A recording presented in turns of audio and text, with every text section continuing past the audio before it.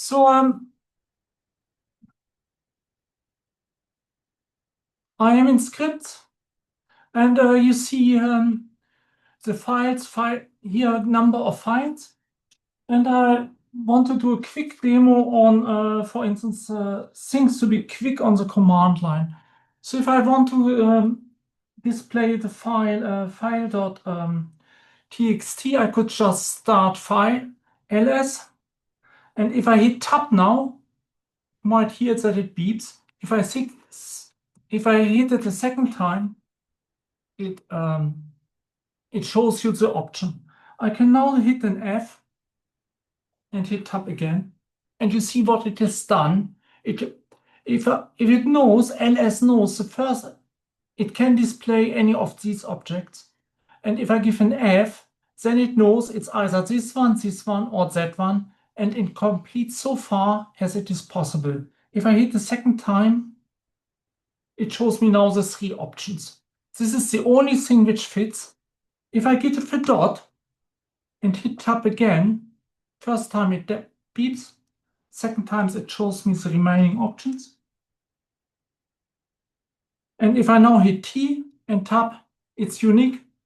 File.dat doesn't match, file.text matches on file.t, so it does it, and I can run the command.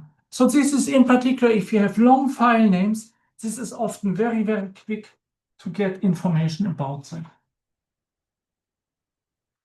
So I can now choose the up arrow on my keypad and get the command back. If I do a Control A on my keyboard, I go to the beginning of the line. Now I can do the right key, move in a bit, insert a space, -L, and I have modified the command.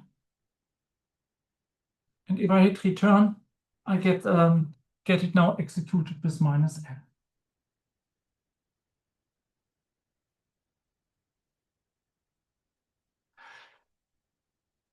Going back to the beginning here,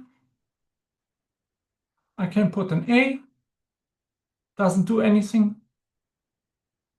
If I go to the beginning, if I want to add a second file, I can, for instance, hit Control E and go to the end. I can add a second file, file.dat, for instance. So what did I do? I typed F, it completes the file, .d, and then I hit tab again, the AT gets added automatically. If I run, I now get both files listed.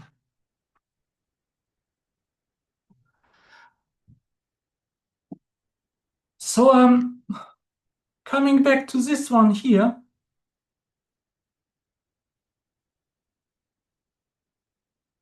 it does this one. If I want to look into the file, I can just go up here, Control A, space, use the right key twice to get here, delete that, and type cut.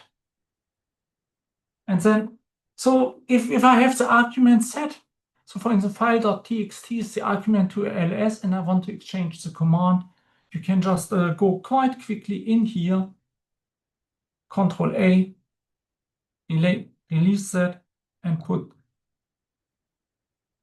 the new command.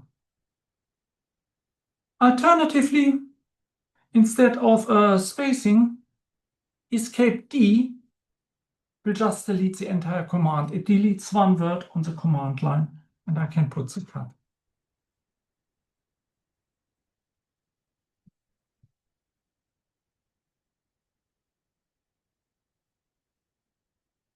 So if I do a Control R,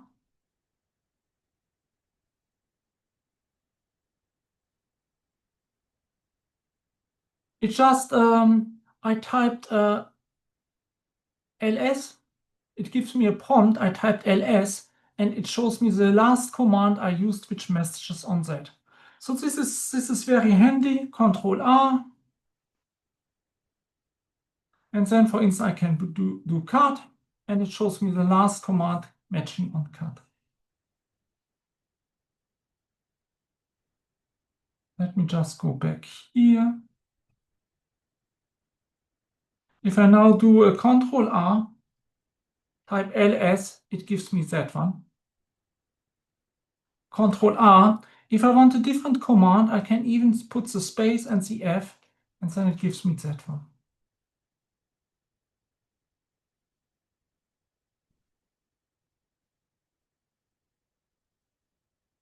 I can use clear, and you see what it does. It just clears up my terminal.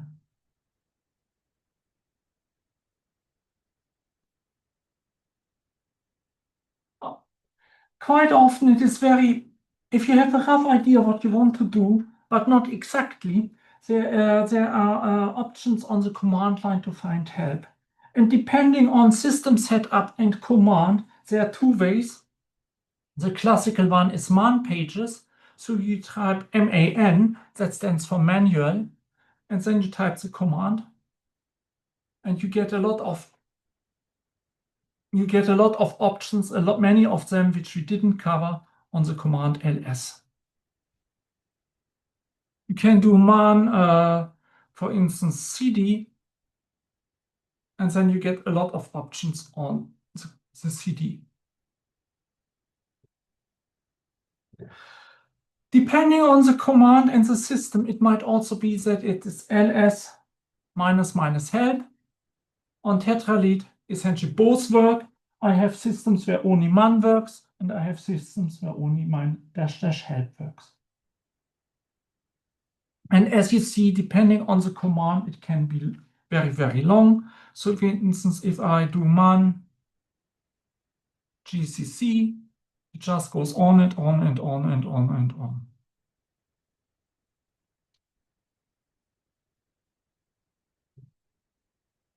So there is history, and that lists the last commands which I typed. So here you see a lot of things which I typed this morning, and you see the command. The info on that, there's a file in your home space, ls tilde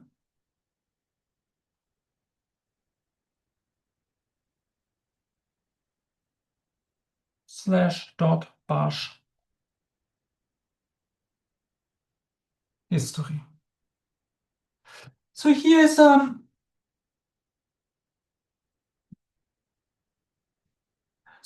a very, very important pitfall. If you ever accidentally type your password and hit return, so for instance, okay, I'm not using such primitive passwords, but if I just do this is my password, assuming that this would be my password. And if I hit return, it's now in the history. And then you have to do something. The safest thing is to reset that password and not to use it anywhere again. Alternatively, you can log out of the system, log back in. By logging out, you force a write to the bash history file. Then you log back in and edit that file. Okay, that is so much I wanted to show on hints.